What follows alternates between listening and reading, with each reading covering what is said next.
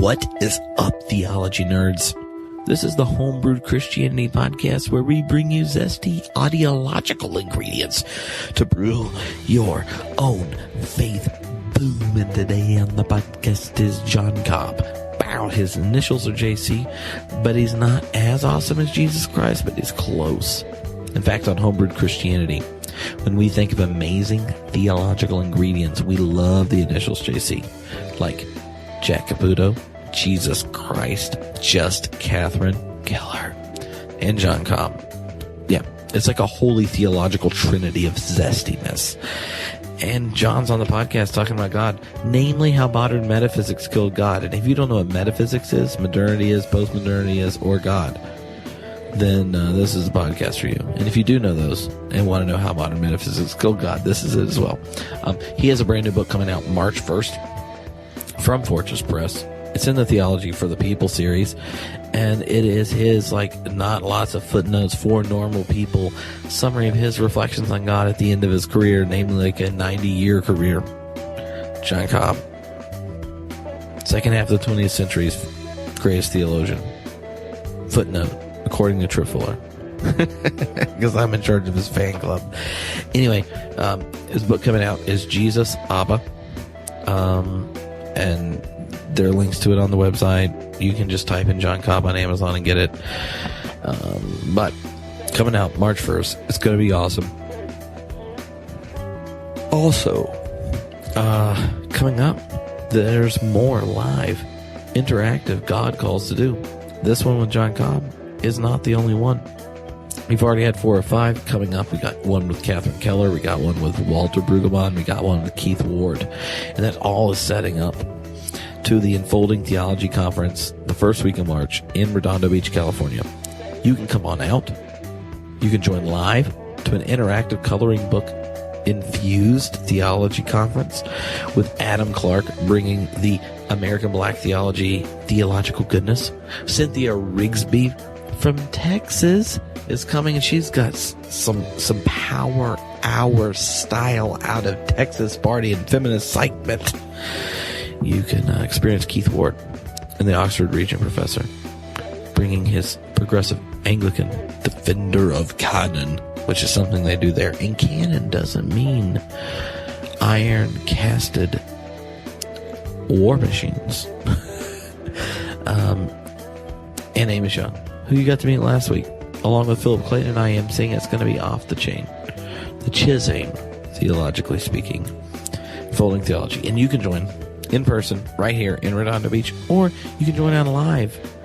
Online, that's what I said. Yes, online and live stream it all.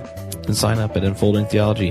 For the grand cost of $0, you can join online. You just gotta sign up, and then you'll get sent all the codes. You can join the live sessions, which also includes the homebrewed only special pregame sessions with Jack Caputo and Peter Rollins and Barry Taylor. So just saying, do it. Anyway, that is what I'm talking about. And if you're coming to PYM, Progressive Youth Ministry in Texas, Dallas, Texas, later this February, make sure you give me a shout. The day before, on the 17th, we're going to do a Theology Nerd Boot Camp at SMU, Perkins School of Theology, with Jorg Rieger. You should come, check it out on the website. And then the next night, on Thursday night, on the 18th, there'll be a live Homebrewed Christianity podcast at Sue Ellen's. Not a house, but a bar in Dallas, Texas. All part of the time out there at Progressive Youth Ministry. And the cool thing is that night at Sue Ellen's, it is sponsored by Phillips Theological Seminary and Drew Theological School. They're both sponsoring to bring the podcast. You come to the live podcast, you get some free beverages, you get some swag, you have some fun, and it's just going to be amazing times. That's right, because Phillips and Drew are our current Homebrew Christianity sponsors. So just tell them thank you for bringing you this podcast that you don't even have to pay for, because they do stuff like that. All right. Last but not least, before this podcast, we have to welcome some new members to the Homebrewed Christianity community. We have 3 brand new acolytes from the month of January. Gilbert from Virginia Beach. What? Suzanne or Susanna from Brisbane, Australia. Or is it Brisbane? Brisbane. I don't know. I'm not Australian. But Suzanne or Susan, you should holler at the speak pipe and tell us in your really sweet accent something. Anything. But just thank you for being an acolyte. And acolyte Jay Bailey from Cape Town, South Africa. What's that about? Australia, South Africa, joining the Homebrewed Christianity community, homebrewedchristianitycommunity.com. And we have a brand new elder. So if you were in Medford, Oregon, or Oregon, but Oregon sounds cooler, Medford, Oregon, Preston is your new elder. Elder Preston, Medford, Oregon. Thank you for joining. And as an elder, not only we get to be part of the really sweet Twitter list of Homebrewed Christianity Deacons if you want to. Just holler at me on Twitter, at your floor. Not only will you be part of the secret Facebook group, like all of the members of the Homebrew community, where you get access to all sorts of things, give input, shaping the podcast, and all sorts of really sweet, amazing things that we're going to be testing with our Homebrewed Christianity communities in the near future. Like an interactive theological encyclopedia. Or Ask a Theologian live blab show. Or we want some people to beta test an interactive systematic theology introduction class. That's really for intro people. Like, you're interested, but you don't know anything. And it'd even be more simple, but more awesome than what normally happens on the podcast. All those things we're going to be testing with our Homebrewed community people. Homebrewedcommunity.com. All that. But Preston's also a member of the Epic Reads class. Gets audio, logical deliveries from the high gravity classes, from the theology nerd boot camps, like the one with Yor Greer, the one before Jack Caputo. That's the kind of stuff you get as an elder or a bishop. And so not only is he supporting the podcast, he gets like to quadruple his nerdiness. So thank you, Preston. Thank you, Jay Bailey in Cape Town. Thank you, Suzanne or Susanna from Brisbane. And Gilbert from Virginia Beach. And let me just guess, Virginia Beach is in the state of Virginia. All right, it's John Cobb talking about God. Get ready. Our age presents unprecedented spiritual challenges and opportunities. The next generation of faith leaders need innovation and courage to constructively engage these challenges and opportunities. This innovation and courage is built into how the Drew Theological School trains leaders, scholars, activists, and pastors. Through studies in one of the 6 degree programs offered at the Drew Theological School, you will grow into a next-generation faith leader by engaging in innovative theological inquiry and the courageous pursuit of justice. To apply for one of these 6 degree programs at the Drew Theological School, visit their website at www.drew.edu/theological or contact their admissions office at 973-408-3111. All right. Hello, everybody, and welcome to another God Call. That's right. We have been on a journey talking about God, and we still have not exhausted everything there is to say about God, and that's good, because today John Cobb, JC himself, is going to be here to talk about how modern metaphysics killed God. But before we jump in, coming up soon, we have Walter Brueggemann and Catherine Keller coming up to join in this same conversation. So if you head to unfoldingtheology.com, you can sign up and get invites to all the live streams and then get the videos and the podcasts and stuff sent to you afterwards. And this whole journey through January and February is leading up to an interactive constructive theology conference that Philip Clayton and I are emceeing around God with Keith Ward and Amos Young's going to be here, and Cynthia Rigsby and Adam Clark. So just know you can sign up there. You can come hang out with us in person for the event. You can also join right there and be a part of it live streaming. So, you know, who has done a constructive theology workshop like in their sweatpants, not shaving, just sitting in front of their computer. That probably has not been done before, but you can do it just by signing up at Unfolding Theology. The last thing I wanted to say is that we're excited that Barbara Barbara Holmes, who is president at United Theological Seminary and one of the sponsors for the entire series, is also coming out to be a part of the Unfolding Theology event. So if you've never interacted with Barbara before, it'll be a real treat. And if you have, you know why we're excited. All right, so now I'm going to attempt to say some nice things about John Cobb. And I was trying to figure out what to say other than Catherine Keller and I have been in an ongoing feud as to who's in charge of his fan club. And since she's not here right now, I'll go ahead and pretend I am. And John is my favorite theologian in the 20th century on into the 21st. I think that 100 years from now, the work he's done will have mattered way more than those who simply did dogmatic theology. And that's for a very specific purpose. John not only pioneered process theology, but he's also taken process philosophy and engaged multiple disciplines, like winning awards, creating alternative, ecologically sensitive, non-necessitating growth economic models, creating one of the first eco-philosophies, pioneering eco-friendly philosophies across the East and the West. He has he was one of the first people to work and help develop Christian feminist thought early on in the movement, and then was one of the first straight white dudes to respond in the most beautiful, humble way when taking critiques from liberation theologians, feminist theologians, queer theologians, and such. He's been a model of scholarship. He's also one of the nicest human beings I know. If you are into bodhisattvas, then he should be one.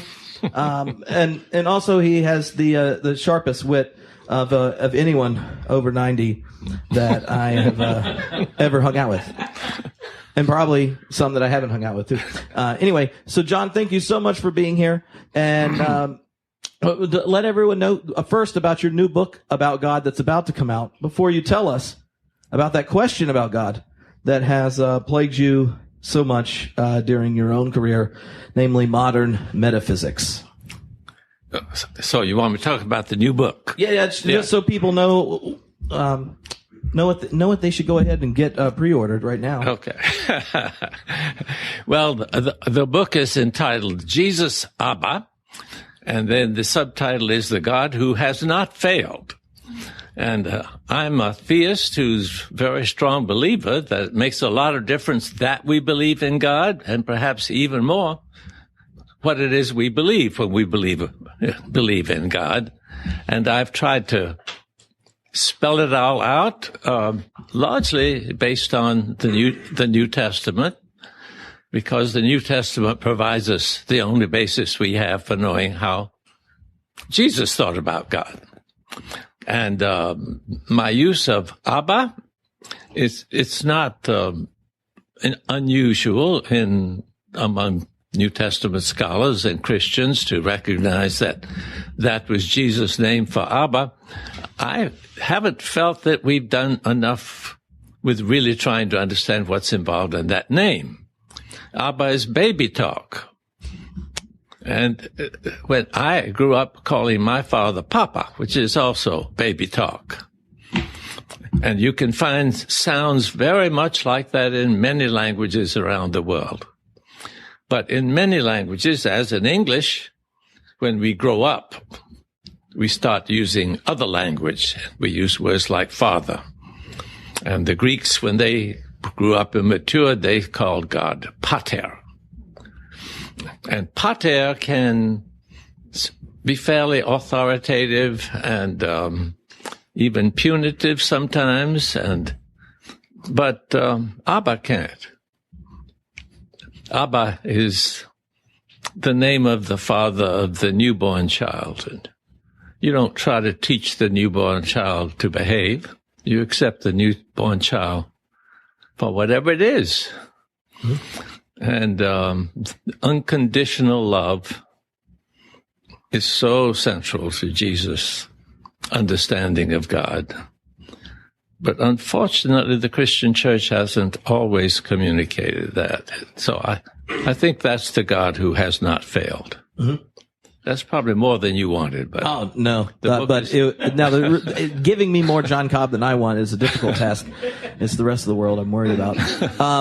So as we begin, the way we've kind of framed each of the different theologians is for them to bring the question, the challenge to their understanding of God that has shaped their career and been the one they've wrestled with the most. And you sent a title relating modern metaphysics having killed God. So we are ready. And just so you know that he's literally doing it with no notes, which is how you know you're dealing with someone. If you can use metaphysics and killing God in a title and not need notes, that's when you've arrived or when you've really, really failed. So don't suggest anyone do it during their finals. All right. Okay, no, I find this a very simple title because metaphysics is in some ways the simplest of all topics. People think it must be very obscure, but that's just because people don't ask the questions to which metaphysics is the answer.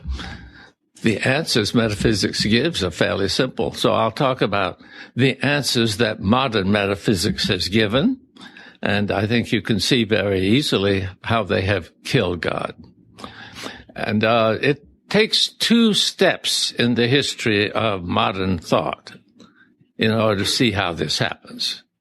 And the first step comes with Descartes. René Descartes is almost universally regarded as the father of modern philosophy. And his enormous influence is actually in the field of science. Today, when you say science, you really mean Cartesian science. Cartesian is the adjectival form of Descartes. That's not as obvious in English as it would be in French. So the modern university is Cartesian. I consider it rather shameful that for 3 centuries and more, we haven't been able to make any advances, but just make more and more things Cartesian all the time. Okay, well, Descartes had a good reason for emphasizing what he emphasized, and that was that science needs to look for efficient causes rather than final causes. Final causes were important in Aristotelian science, which was probably the best alternative science around at that time. And that just means that to understand something is to understand how it functions. And that's not bad. I mean, you understand the heart a lot better when you understand that it's pumping blood and why the blood is important and how it reaches all the parts of the body. And that's all important. But Descartes saw that that wasn't far enough. You really need to understand what's going on in a much more immediate way and what causes the heart to pump the way it does. So he said, drop out all these final causes, all these purposes, and only talk about the material causes, or actually efficient causes, which he thought of in terms as things, material things. So for him, it would be impossible that God could be the cause of anything in the natural world. That killed a lot of God, rather directly. I mean, you don't have to figure some complex relationship. If God is not allowed to be an explanatory factor in anything that happens in the physical world, that's a huge change from the biblical God or the classical God or the medieval God in one stroke. Okay. But Descartes didn't kill God. Descartes just killed that side of God. Because Descartes said, the human soul is an entirely different matter. And when you're explaining what happens in the human soul, God can still play a role. And that idea, that dualistic idea, has played a large role, and I think it's still almost the common sense of a lot of people in our society. But along came Darwin, and quite correctly, he taught us that we are part of nature. Okay. Well, if we are part of nature, and nature is a purely material machine, then we are purely material machines. And the metaphysics, even though it wasn't even discussed as metaphysics, it was just a kind of academic habit by that time. But the victorious metaphysics included human beings in nature, and then God can't be the explanation of anything human or of anything non-human. And, of course, people say, you can still believe in God if you want, but you have to believe in a God who doesn't do anything. And the God who doesn't do anything is not the God of the Bible. And so I think metaphysics killed God.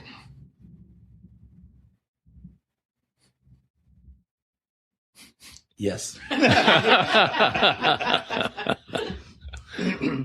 So, can you describe then how that question, how you kind of received it in your own life and academic journey, and then ended up connecting with Hartshorne and Whitehead and William James and this alternative type of metaphysics? Yeah. Yes. Well, a lot of people who did not object to the idea of, who recognize the truth of the idea that we are part of the natural world. I mean, Darwin's evidence for that is clear. Thought that if we are part of the natural world, then the natural world is not what Descartes said it was. And so there was a lot of interest in rethinking nature instead of rethinking human beings. And if we are part of nature, then we would expect that other animals would be a little bit like us. You know, you don't suddenly have something brand new appearing out of nowhere in an evolutionary view. So you can think from human down to the cell and the molecule and the atom, rather than think from what you have already decided about those things as being machines up to human beings and say, we must be machines too. And at the time I went to the divinity school at Chicago, I first exposed myself to modernity and all the reasons for not believing in God. And I decided the reasons for not believing in God were very strong if you accepted the basic assumptions. But the basic assumptions were very rarely discussed. And the few people around who were discussing the basic assumptions didn't think that the basic assumptions of modernity were very sensible. And the divinity school faculty was made up of people who call themselves neo-naturalists. It's not questioning that we are all part of nature, but rethinking what nature means in light of that fact. That made a lot more sense to me than the opposite. I had one other experience that one of the professors I took a class with was Rudolf Carnap, who's a positivist, worked out the implications of the modern thought very fully and consistently. And one student asked, well, what do you do when you go home? How does this work out? Oh, I don't. That's a totally different world. He made no attempt to relate his philosophy to life. That didn't ever seem convincing to me. So I've been interested in rethinking modern philosophy, modern metaphysics, from the ground up. And though I found a lot of people saying wise things, the one man who did it comprehensively and rigorously, and I think with extraordinary brilliance, was Alfred North Whitehead. So it took a few years before I fully settled down on this as my choice. But since that time, in spite of the fact that, of course, a lot of other people help one develop the ideas, Whitehead offered me the basic tools for rethinking all sorts of things. Mm-hmm.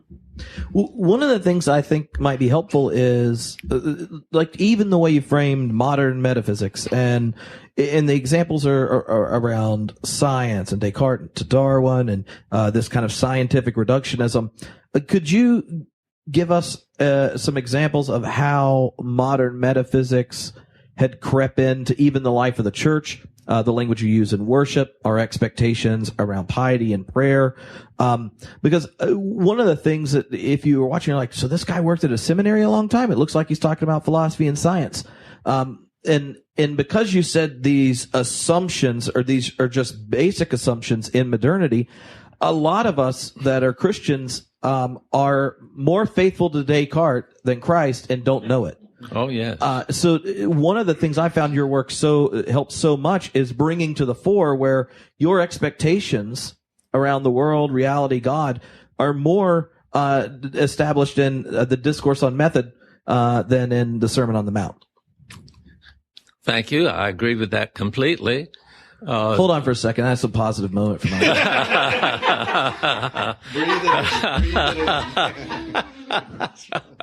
I'm going to get that on my phone next time Alicia and I are having an argument. Okay. Well, I will back up a little bit and say that although I've been primarily critiquing modern philosophy, I think Greek philosophy also came very close to killing God, or rather of substituting something very different from the biblical God. My view is that the whole of Western philosophy has assumed that the basic way in which we know the world, anything outside of ourselves, is through vision. There were blind poets, but I don't think there were ever any blind philosophers, and I think that's a great loss. The Bible is not oriented to vision as much as it is to hearing. And I think if you started supposing that the world is what you hear rather than the world is what you see, you would never end up with anything like what has been called philosophy in the West. What you hear is not something passive, static. You hear sounds, and you know the sound is over when it's over. You don't ask about, well, what's the substance underlying the sound? So I really think that philosophy as a whole has gotten off on the wrong starting point. I believe that we need a philosophy that is more based on hearing than on seeing. Now, Whitehead doesn't make these distinctions in this way, but he is an event philosophy, and the Bible is all about events. So in many ways, I think he is the first major philosopher who is really biblical in a deep sense of being biblical. So most theology has been trying to translate the Bible, that is story-oriented, event-oriented, person-oriented, interpersonal relationship-oriented, into ways of thinking that are designed to talk about the habits of positing a visual world. See, if you think about the table, you probably think primarily about a patch of color, but you sort of assume it's not just a patch of color. That's the appearance of something. But this gives you an idea of something stable. You go out of the room, you come back, it's the same. So events then get explained in terms of substances and the motions of substances. Well, you'll never get the biblical God out of that. So instead, you replace it with another God. And I think the Christian church wrestled with that and did that at a fairly early stage. But the Bible was still read, so the double influence rather inconsistently remained through all that period. Now, I got off on my own jag, and I've forgotten what your question was. When you're sitting at a Sunday school class, and you told them that story, and they're like, well, that's nice, but because you work at a university, that's where this exists.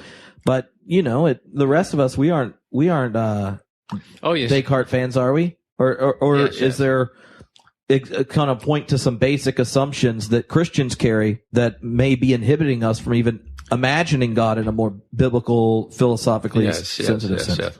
Yes, and the primacy of vision is not limited to philosophers. Mm-hmm. They got it from a culture. So that I think that probably in most contexts, if you're dealing with people who have not been directly affected by their reading and so forth, if you ask them, well, what are the kinds of things you are most sure of the existence of? They say, well, something like that. Okay. So it's a human habit that probably expresses itself in many cultures. But then when that human habit gets articulated in science and in philosophy, and these are thought of as the most, the best ways of knowing how to relate ourselves to the world, they become much more powerful in their hold. But never really take over completely, because there are just other dimensions of human experience. So most people are not very consistent in the way they put things together. But in the period from the time of Descartes, or when Descartes' work was widely accepted, down to Newton, dualistic habits were very, very common. And so common that even after evolution, lots of people who would, of course, say they're good scientists, except Darwin, still think dualistically. And the habit of thinking that everything except the human being is really to be evaluated in terms of how it contributes to human beings is far from gone. The whole economic theory is based on that. And many of our other theories are based on that. And I think that's true of people in the church just as much as people outside the church. So, our faith is not at all freed from that. Quite specifically, and this is getting back into explicitly philosophical discussion, David Hume showed that if you start out this way, looking at everything in terms of how it appears to sight, you won't be able to explain how there are causes. And the scientists thought they were describing causes.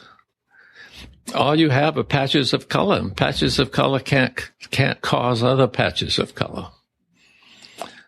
And this was quite disturbing, but Immanuel Kant solved the problem. He said, that's true, but there is no other way to think except the way Descartes taught. So if you're going to think at all, you got to think that way. That means the brain is just structured that way. You have no choice. Now, of course, it's not true, because there are other ways of thinking, but he taught generations that was true. Kant shaped the thinking of the continent of Europe overwhelmingly. To this day, I'm astonished by how Kantian it is. So we have but Kant was himself a theist. He said, if you're going to think, that is, you're doing theoretical work, well, you got to do it the way science does it. And that means Cartesian science. There are other forms of science that don't do it that way. But of course, you also have to live. Well, this is a little bit like what Rudolf Carnap was saying. And so since you have to live and you can't live according to the truth, then you have to live according to something else. He called that practical reason. And in the field of practical reason, you can posit God and morality and all kinds of things that are not part of truth. So you get facts and values. And the most influential liberal Protestant theologian, named Ritschl, he taught that there's the realm of fact and the realm of value, and the church must limit itself to the realm of value. So we can say all sorts of things, but don't suppose you're talking the truth. You're not describing any reality. You're just organizing your practical life. So for liberal Protestants, Ritschl is the single most important thinker. Now, most liberal Protestants didn't know this was what their theologians taught, you understand. It still makes a difference what the theologians and the preachers have been taught. So they were taught dualism, and it got communicated in various ways, and it certainly separates people a long, long way from anything in the Bible. Mm-hmm. So, can you kind of describe those elements in the biblical tradition that we might naturally, thinking enlightenment, scientific logic, biblical criticism, just kind of cut out, demythologize, or set to the side and go, oh, that's nice right there. But here's our nice little moral teaching, because this is our job now as the church, and it's kind of the stewards to Western culture, capitalism, and such. Can you describe the ways in which you saw the philosophy of Whitehead giving a credence or substance in the conceptual way to a non-substantial metaphysics? Well, yes.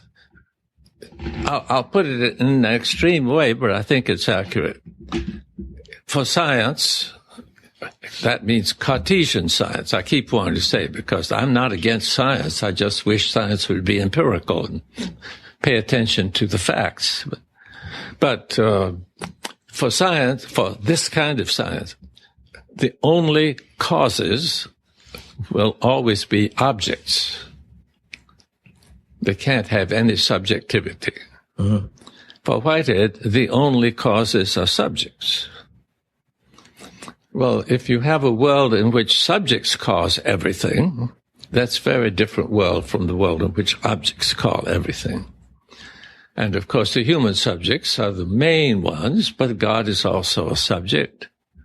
And the interaction between subjects is very different from the image of how God causes things to be, if you get your basic idea from objects. If you think from the side of objects, then a cause is almost inevitably a push or a pull that makes something happen. If God is thought of as causal, then the things that happen must be exactly what God wanted. If you think of the relationship of human beings, you can, if I asked you to talk about the people who had been most influential in your life, you wouldn't think that your life and at any moment was simply made what it was only by and exactly by that person. An influence in your life is alongside many, many other influences. You put it together somehow. Oh, in that moment, there is, in Whitehead's terms, a decision about how all those different forces operate. Well, if you think of God that way, then I think there's no evidence against the reality of God. If you think of God as making things happen, so that either always or sometimes what happens is exactly what God wanted to happen, nothing else affects it, that kind of God there's no evidence for. There's a lot of evidence against.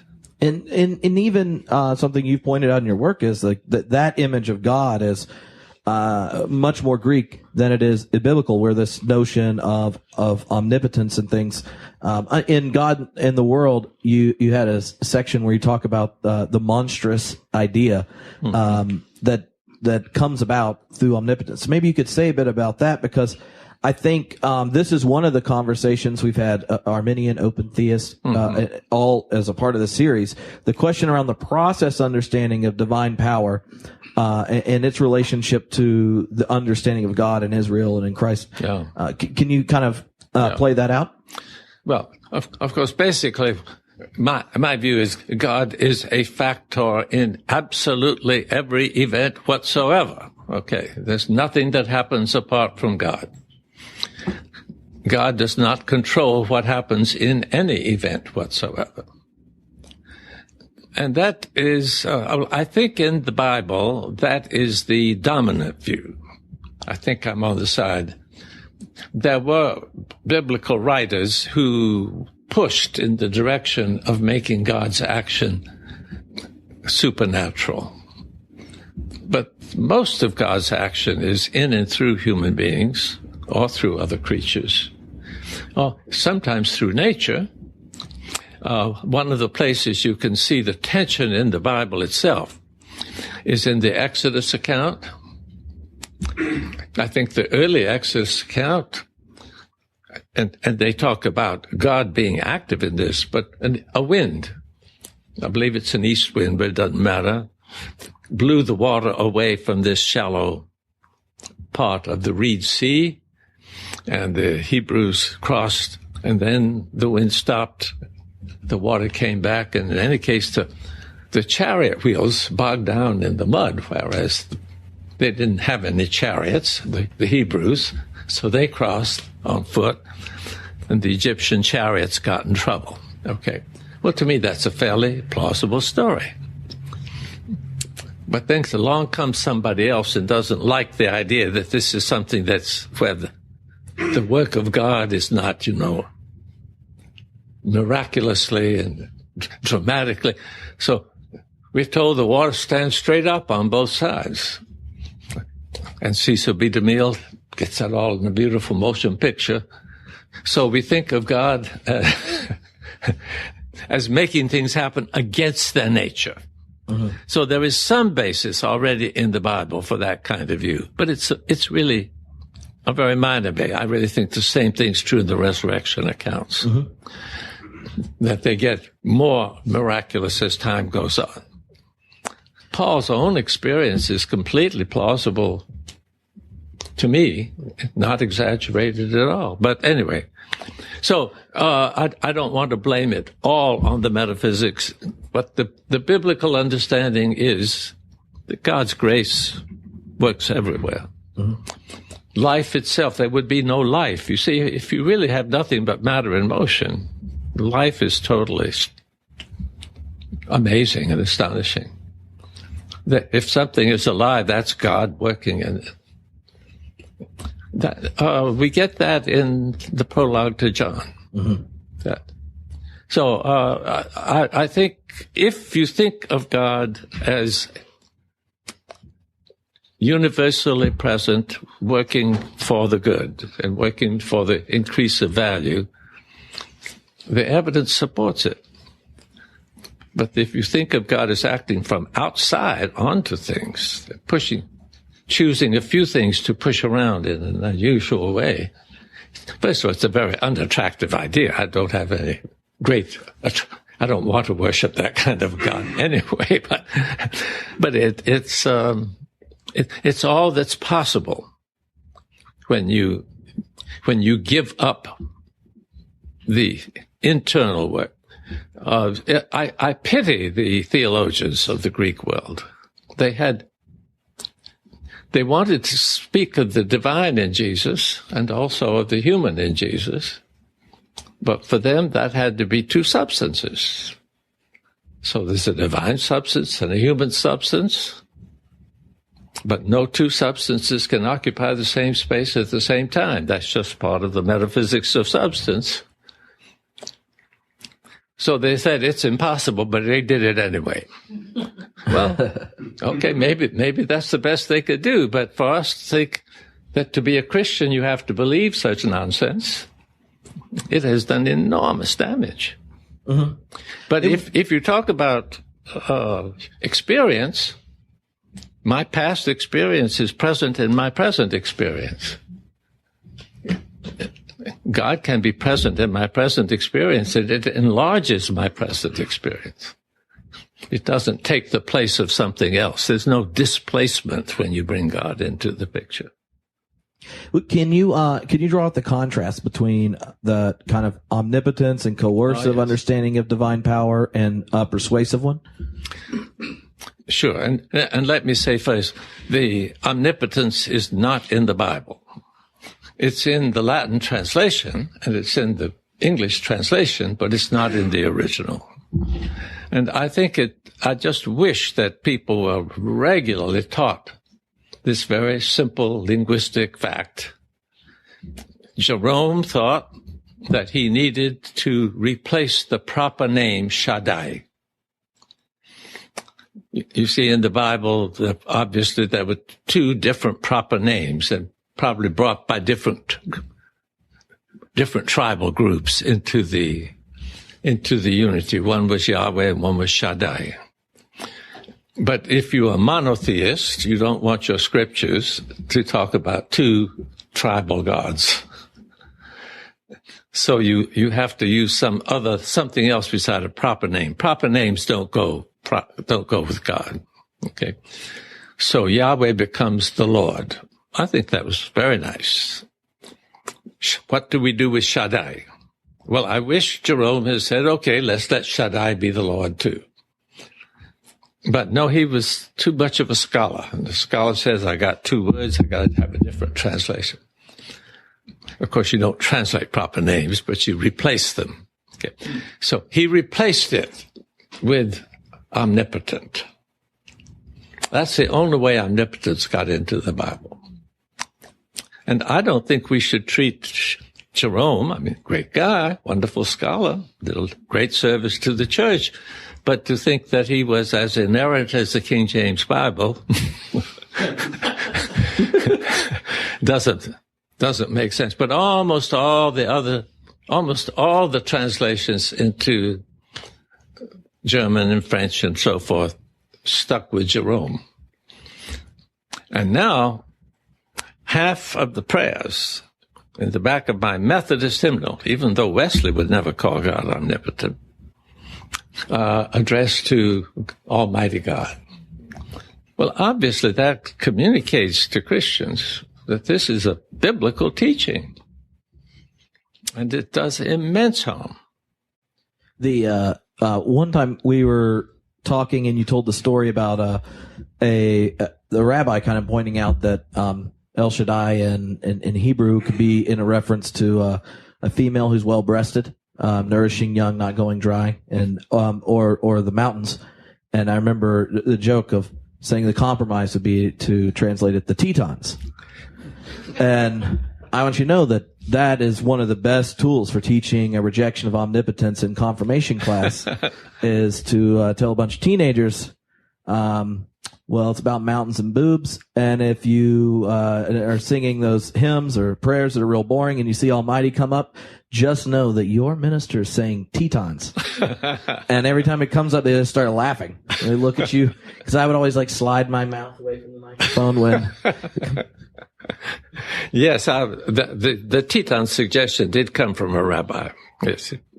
He said the mountains look like tits. You see, that's how they came to be named that by the French. Yeah, and that Shaddai also had that dual connotation of mountains and tits. And French see them all over the place. Yeah, so these are simple factual matters that if we could just be a little more accurate, we wouldn't get ourselves. Can you describe the way a process person understands prayer differently than a classical theologian? I think a lot of just Christians pray and assume that there's a ongoing opening and closing, moving back and forth, a relationship with God. But one of the predicaments you see in classical thought is that, God's kind of closed off from that kind of genuine relationship you would think is at the heart of a religion that centers itself on incarnation. Yeah. Can you kind of unpack that for us? Okay. Yeah, I think I think the two worst teachings about God are omnipotence and immutability. And you can't not get immutability from the text of the Bible. Anyway, God is constantly interacting and very explicit. In fact, I think there are 40 occasions when it says God repents. Now that's, well, anyway, I'm just saying people who think they're being so biblical come out with ideas that are so unbiblical. It really upsets me what they're confusing the orthodoxy of a particular later generation. Well, the idea of immutability very much from the Greeks, because the Greeks very explicitly thought the better you were, the less you would be affected by anything else. So if God is perfect, then he can't be affected by anything whatsoever. But obviously the Hebrews never thought it was better not to be affected by other things. And the Bible never suggests that being unaffected is superior. Love is to love someone and not be affected by them. It's just nonsense. But of course, if God is really immutable, prayer is a very strange relationship to establish with God. So people don't mean it. I just don't like constantly teaching things that nobody believes. It's a unhealthy situation, but the whole university is set up to do that. So it's not just the church. Okay, but I do get tired sometimes. But in the case of prayer for process people, we think God is already at work healing to whatever extent there can be healing in a given situation, and may not be any possibility of healing. And of course, sometimes death is the best thing to happen. And so don't want to exaggerate, but God is seeking to do what can be done in that situation. And so what difference does it make whether I pray for that person? Well, God makes use of all of us in relating to all of us. It's not just that God can work in me better if I adopt the right attitude toward God. Of course, prayer has a lot to do with that. But my wanting something and asking God for it changes the wider context in which God is working. So I think intercessory prayer has an actual difference. And insofar as it can be empirically tested, I think that supports that it makes some difference. But if we think of it as somehow magical, if only I will ask for this with enough faith, God has to do it, that destroys the whole thing.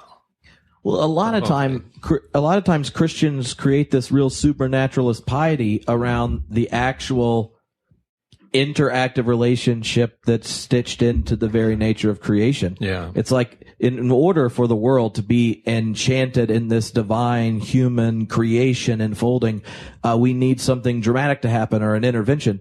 And I think one of the beautiful things about process thought is like, no, like, this is kind of how the world is. Your problem is you've just kind of narrowed your vision of yourself, your situation, your relatedness, and things, and you need a miracle to be in communion with God and creation and your neighbor. That's right. No, that's kind of how God built it. So, the metaphysics and everything that is inherited by this kind of reductionistic account, closes us off from the real possible relationships that are there.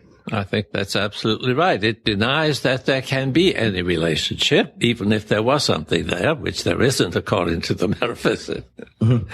And then the reaction of pious people is to say, no, there's a supernatural world in addition to the natural world.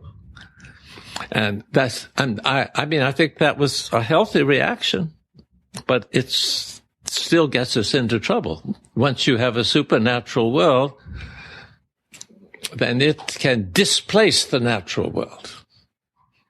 I mean, in our imagination, I don't think it actually can. Mm-hmm. But again, it makes us assert things that most of us don't really believe.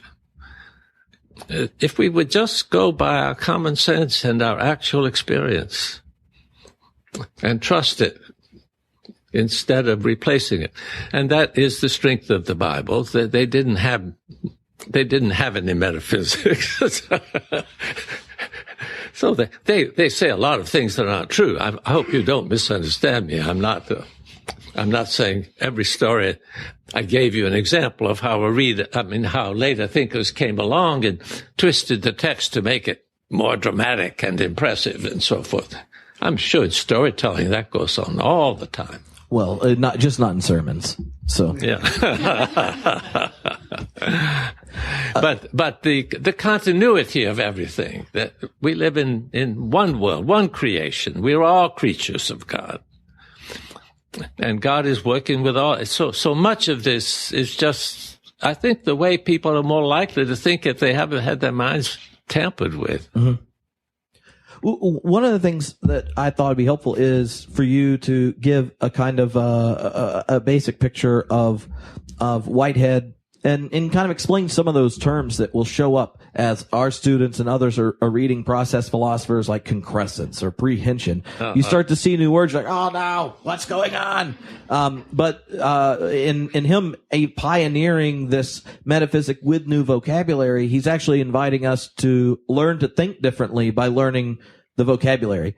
And I found in learning it that like all of a sudden you start to just see things you would have never seen before. Mm-hmm. But theologians have this temptation to kind of half engage philosophy and half engage science and half engage these other things because we never want to learn something on the other's terms. We want to appropriate them, obviously for Jesus's terms or something. So can you give us kind of like the cliff notes of not being scared when we read Process and Reality? Okay. I think the single most important term and idea in Whitehead that is not present in other philosophers is prehension, and you mentioned that one, so I'll pick up on that. Say, when you are operating in the dominant modern vocabulary and you think of A causing B, billiard balls are the most popular example. Well, we discovered, of course, Hume already showed us that they don't show us anything about causality at all. So that's just a very, very bad way of thinking of cause.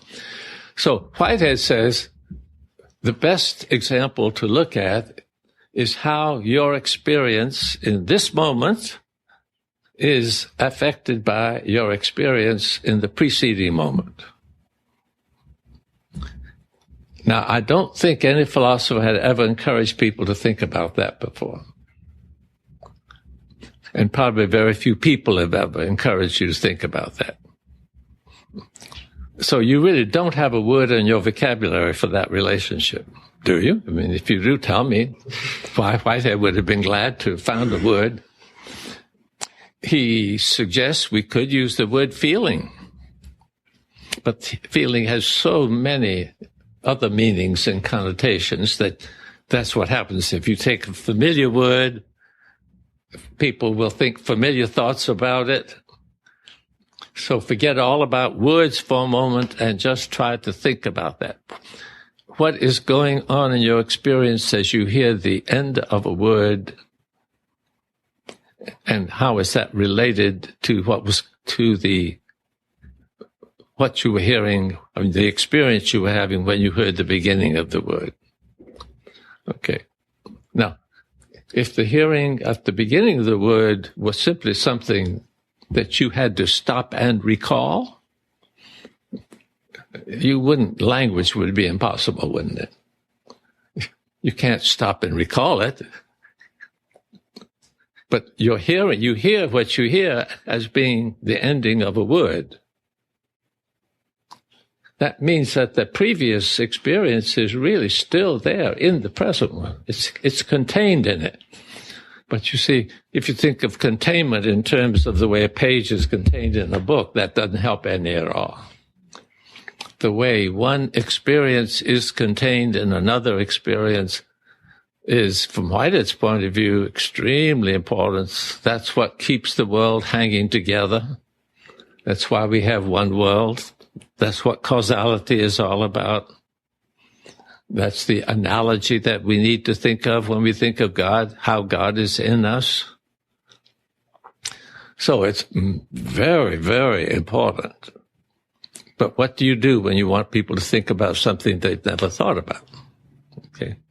So that's the purpose of giving us another word, prehend. Now, prehend comes from by dropping off the ap of apprehend and the com of comprehend.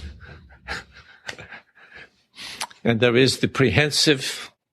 So, I mean, it's not totally unrelated to vocabulary, but I really don't think it helps a lot. I think you just got to, and you'll find it isn't easy to think about the question I was asking you. But surely it's not a nonsensical question. I mean, this is happening all the time. The closer you come to really think about what is actually happening, the better you can understand Whitehead, and I think ultimately the better you can understand God. So in an event or moment of becoming, how do you describe the relationship between God and the world and its movement from past to present and the possibilities of the future? Mm-hmm. Yes. You see, if you put a great emphasis upon the temporal flow, as Whitehead does, for many people, the first reaction is to think of it as a continuum. Now, in a continuum, there are no clear boundaries. I mean, it's just an even flow. A continuum can be infinitely divided without changing what's there. And William James was perhaps the first to point out that's not going to work. Augustine used this situation and drew from it the conclusion of the unreality of time. So it's not a brand new issue. Zeno's paradoxes are based on this. And James also thought that he was a psychologist. He also thought that it was possible to test and see that there were, indivisible units. And you can get a little bit of the sense of this from thinking about a movie. It looks like a continuum of motion, but of course there are discrete slides. So Whitehead thinks that our flow of experience is made up of individual experiences. And it's once you think that you can start asking the question the way I was asking it. Without that, it'd be very difficult to even think of that question. And so then we have to ask, the real units that make up the world are these momentary acts of experience. And Whitehead has maybe 200 pages of description of what happens in this 1/10 of a second. And of course, to call this empirical is stretching the meaning, the use of empirical, but it's a description of how everything in the past comes together. But how does it get unified? Well, Whitehead thinks that it is that there is an aim, just what is excluded by Descartes when he wants to get rid of purpose in the world. Every entity begins with an aim to achieve what value can be achieved in that situation. That's the immediate value and the value for the future. Whitehead says God gives an initial aim. Now, again, even the word gives is probably not the right word, because that sounds like God is here and hands something over. It is the way God organizes possibility that makes this the possibility. So this is God's internality in the event. Without God, there would be no purpose. Descartes' picture of the world is a picture of the world without God. But the reality is that there are purposes. We have purposes. Theologically, I like to shift from this language of aim given by God to the language of call. That's a more biblical language. So in every moment of experience, there is a call to be what can be done in that moment. But it is not determinative. There will be an influence. That there was the call will make a difference. But if the decision runs counter to the call, the difference may be that there is discomfort of some kind. We use strong language like guilt. And sometimes guilt is very misplaced. I don't want to get into the psychology of it. But Whitehead thinks that there is, in all cultures, there is some sense of having fulfilled the possibility or having failed to do that. The New Testament word, or the Greek word, is hamartia, missing the mark. We translate it as sin, but I think if we just stuck with missing the mark, we'd probably be better off. And that's Whitehead thinks phenomenologically that is a constant occurrence. We're always missing the mark, but we're always also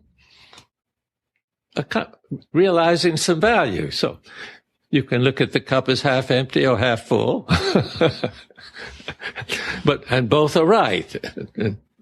And I think that sometimes today, the way we bring up our children, we're so afraid they won't have a positive feeling about themselves that we may too much make them feel that only that they're great. Great.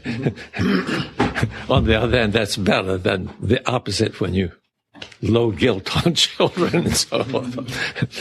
But these are real problems of which is the healthier. When is it healthy to point out our failures, and when is it healthy to emphasize our successes?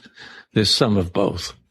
So God is in us in every moment, calling us to be what we can be. And of course, without that, it would be impossible. So it's a gift. It's the gift of possibility, but not no compulsion.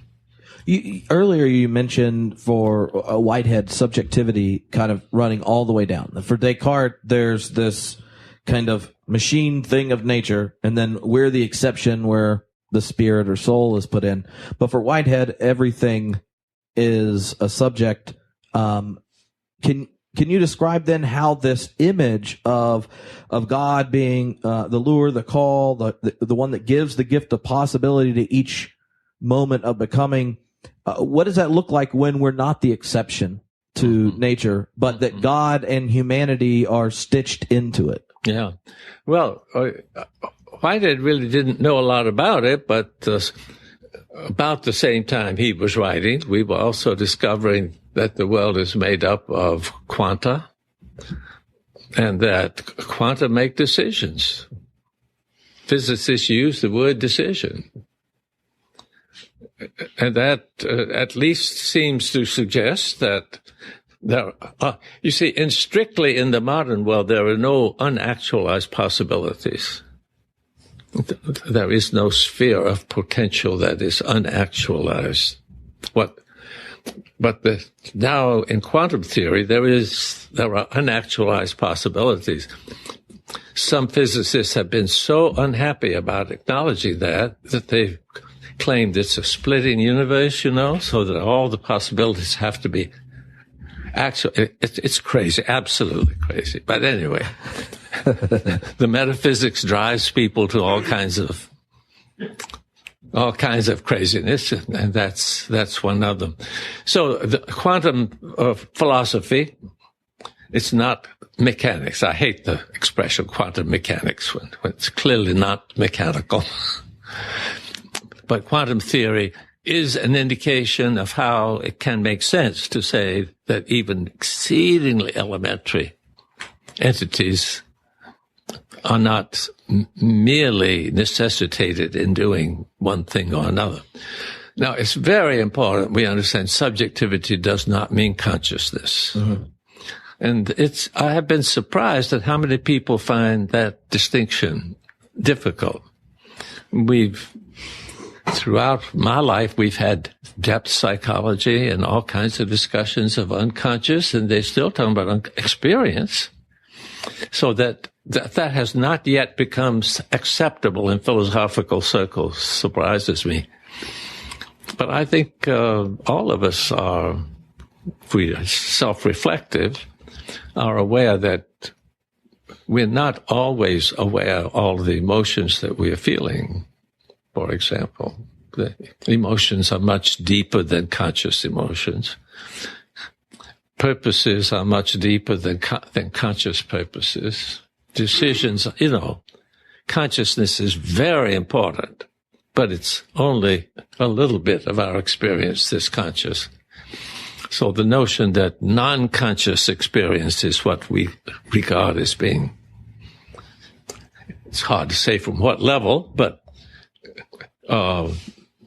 bacteria have memory, and they show other signs of being purposive in behavior and so forth, so that they are subjects. I have no doubt about it. That they are conscious. Well, I'm not at all sure there's any consciousness in bacteria. Somewhere along the way, it fades off. But the boundary line, even within us, is a fluctuating and vague boundary line. So as long as you understand subject doesn't mean clearly conscious, then the idea that there's subjectivity. See, to be a subject has a double meaning. One of them means it is subject to. That means it is affected by other things. And the other thing it means is to be an agent. And I think if I just use that language, that every actual thing is both affected by its past and affects the future, that doesn't sound so strange. But for what to be objective is to be objective for some subjects. Subjects are more fundamental to the world than objects. And every subject becomes an object as soon as it has completed itself. Your past experience of even a moment ago, it was subjective when it was happening. But now it's datum given for the new experience. It's the object.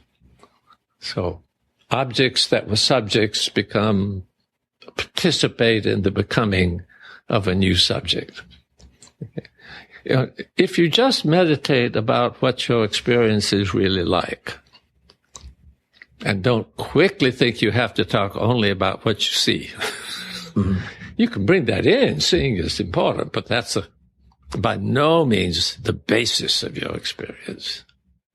One of the things that I've always found helpful about that is that for theologians and any of them that engage in science and stuff, the moment subjectivity stops running down, right? Mm-hmm. Like whatever layer of complexity, there is no responsiveness and it's all determined by past things. Then God has to break laws of nature to intervene to act. When there is an emerging kind of opening up to us being able to talk, think, know we're going to die, have symbols, myths, and all that kind of stuff, then there's a sense in which God is invested and related to each moment of becoming at the level of complexity and situation it's in, and was invested in that opening from a fluctuation in a vacuum all the way up to us singing songs and having meals together. And that whole story, then in each moment at those places, God is calling the world to respond. When we close that off, then we end up having to resort to these old images of God to break the universe, break the integrity of creation to show up. And so I think that's the theological importance of recognizing subjectivity, is that it is a non-interventionist way of understanding the dynamism between God and the world, that doesn't either dismiss the integrity of creation or have to resort to this omnipotent intervening God to be present, to show up an encounter. The other part about it we haven't mentioned, and it has come up with Whitehead's Damon reference to it multiple times in the calls prior, is his line about God being the fellow sufferer who understands. So can you talk about how God participating in each moment of becoming and the whole story with the world leads him to use this very powerful and regularly quoted line? Yeah, well, there's a double relationship. We've been talking about God's immanence in the world, but it is equally true that we are immanent in God. And to be panentheism is the other turn that goes with that.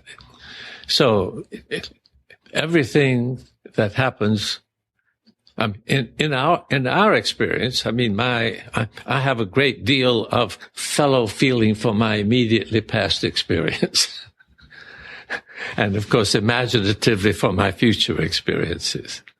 And I also have fellow feeling for other people. And if I see an animal that's in pain, that's a natural cringing, and if you see something about to be killed.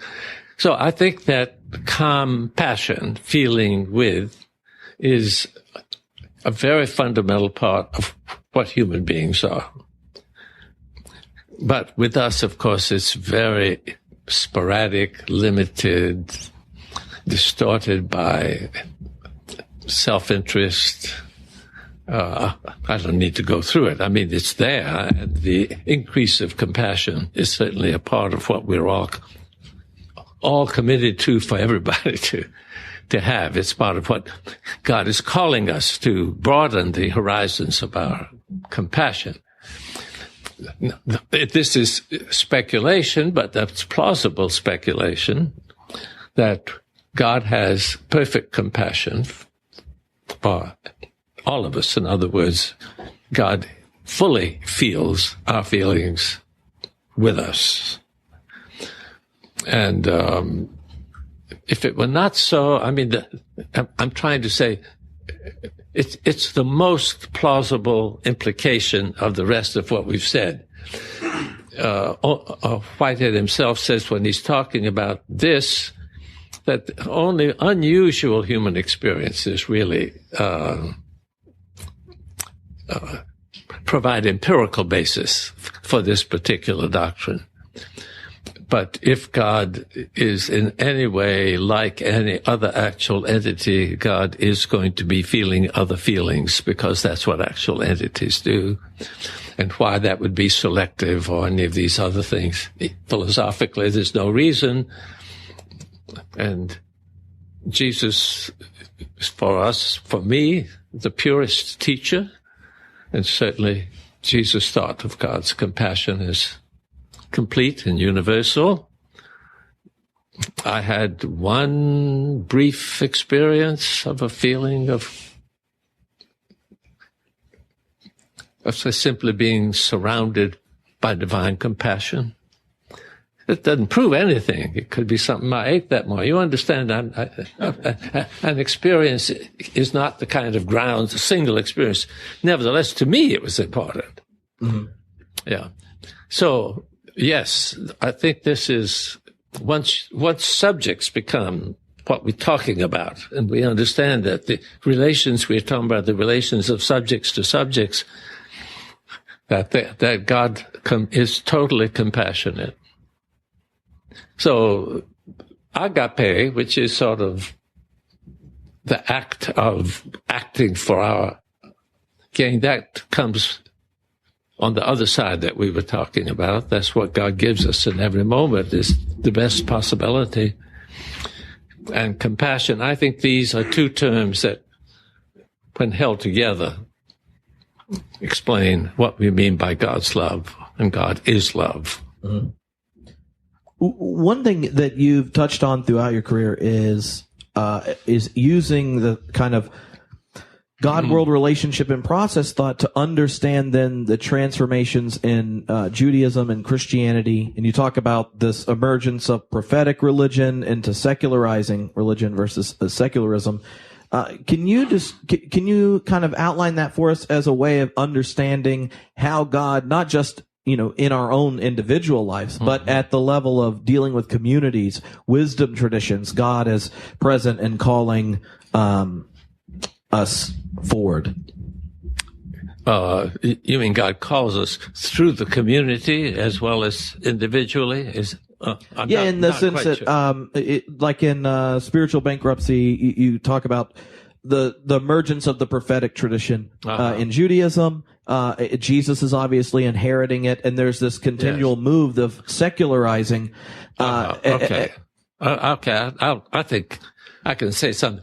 Well, my own view of the global situation is that in various stages, different kinds of understanding have been possible.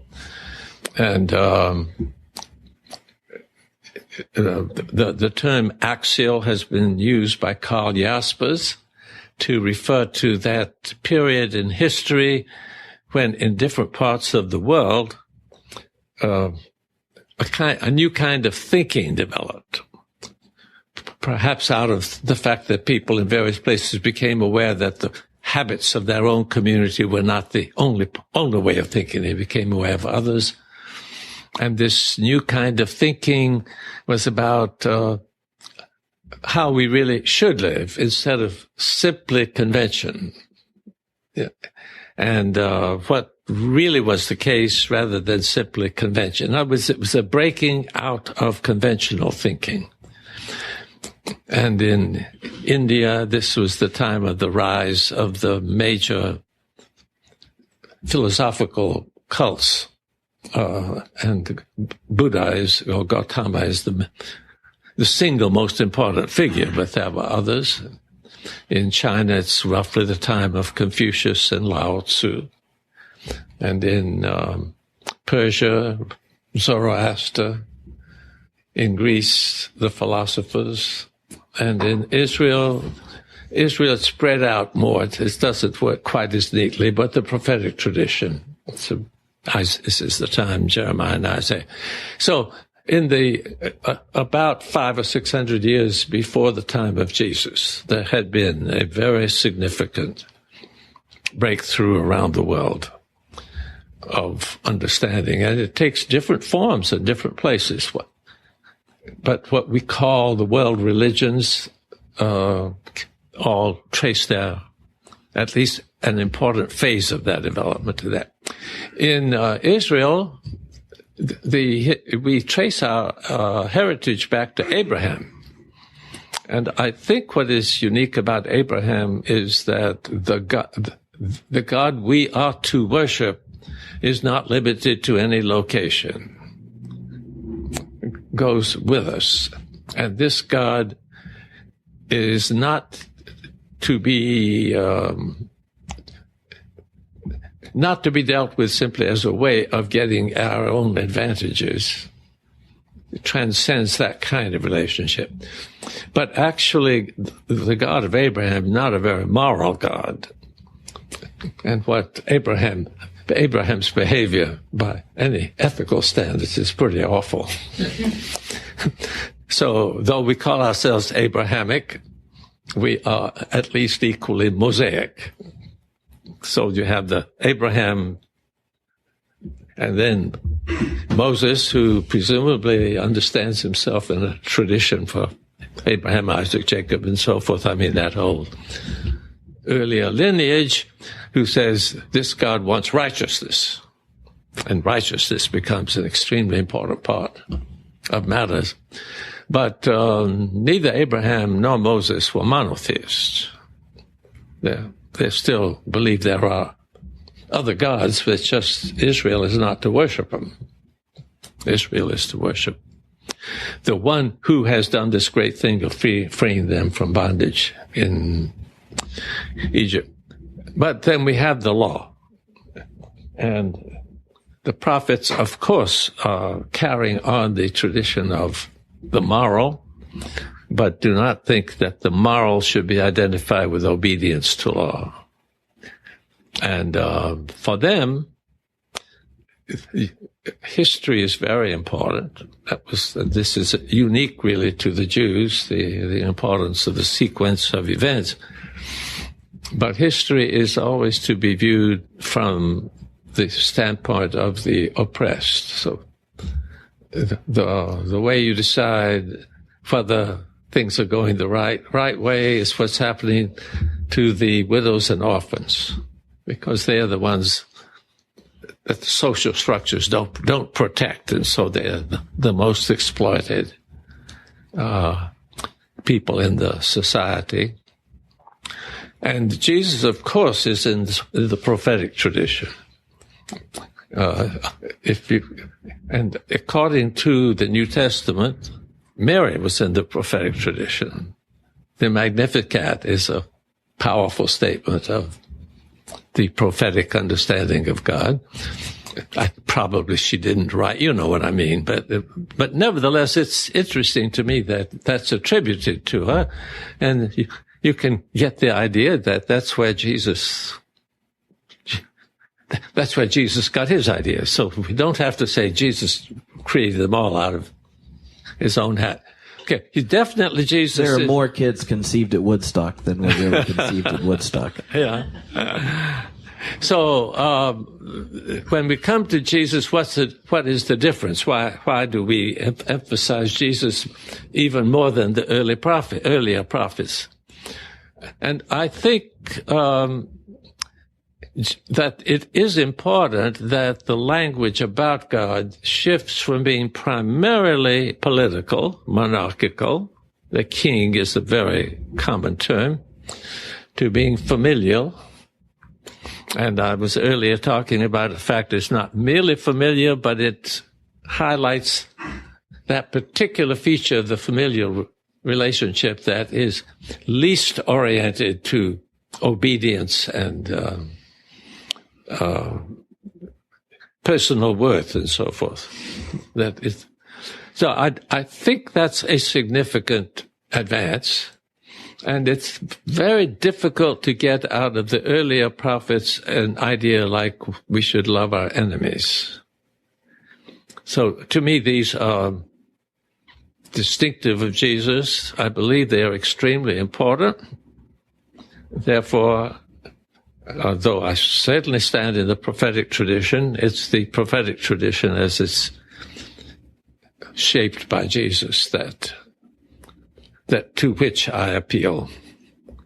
And of course, people can come to these ideas in other ways. There's no point in.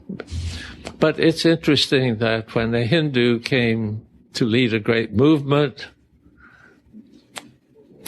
which was based on loving enemies, he appealed to Jesus. He didn't find that teaching in his literature.